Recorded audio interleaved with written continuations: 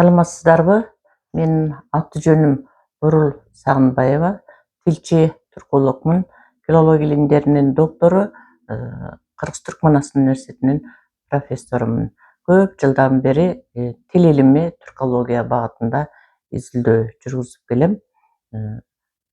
Билим берүү тармагында студенттерге сабак беремин. Ошондой эле Кыргыз Республикасынын улуттук аттестациялык комиссиясы тарабынан түзүлгөн диссертациялык кеңештин мүчөсүмүн. Буга чейин сабактарымды негизинен тар чөйрөдө студенттерге, ошондой эле илим чөйрөсүндө дагы лекцияларды, ар кандай баяндамаларды, семинарларды өтүп келгенмин.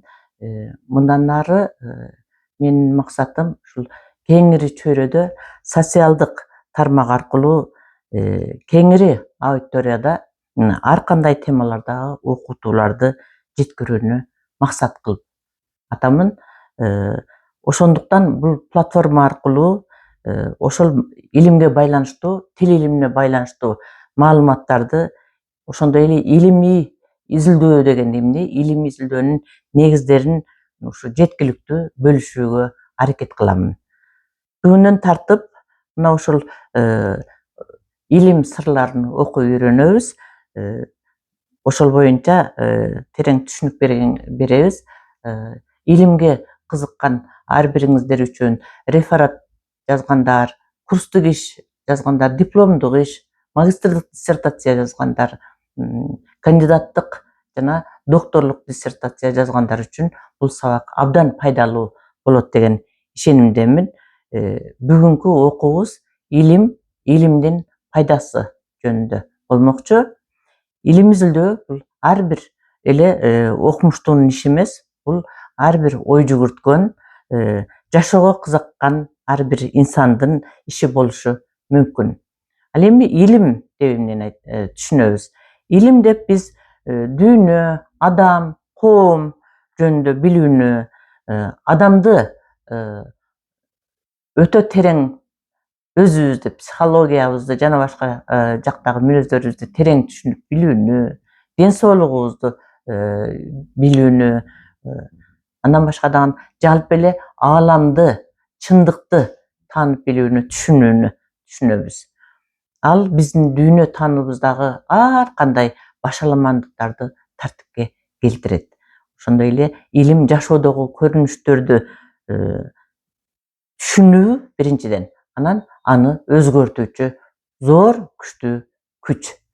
Ал табияттын сырларын ачат, жашоону жеңилдетет, коомду алдыга сүрөйт. Илимдин аркасынан жөнөкөй эле арабадан тартып татаал түзүлүштөгү унааларга чейин, ошондой эле заманбап техниканын өркүндөсү, алыскы космос жана планеталардын изилденүүсү, дартка дабасы табыла элек ар кандай оорулардын изилденүүсү, ошондой эле биздин ооруп калгандагы ичкен дарылардын дагы жөн эле жерден келип калбоосу, илимдин терең изилдөөлөрдүн негизинде коомго пайда келтирип жаткандыгы, мына ушулардын баары илимдин пайдасы деп айтсак болот. Мисалы үчүн тил илиминде ушу адам кантип сүйлөп калды, кандай эң биринчи эмнеден башталды, жазуу эмнеден башталды деген суроолор пайда болот. Аларды өз кезегинде сөз кылабыз.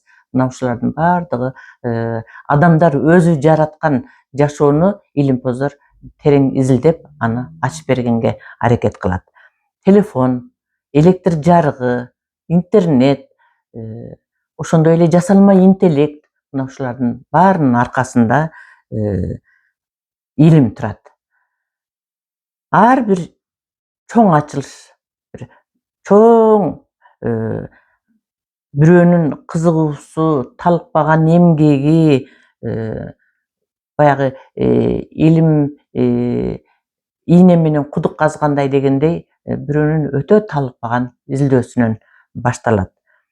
Эми изилдөөгө кызыгуу, ошол кандайдыр бир ааламдагы сырларды үйрөнүп билүү ар бир эле адамдын табиятында бар да.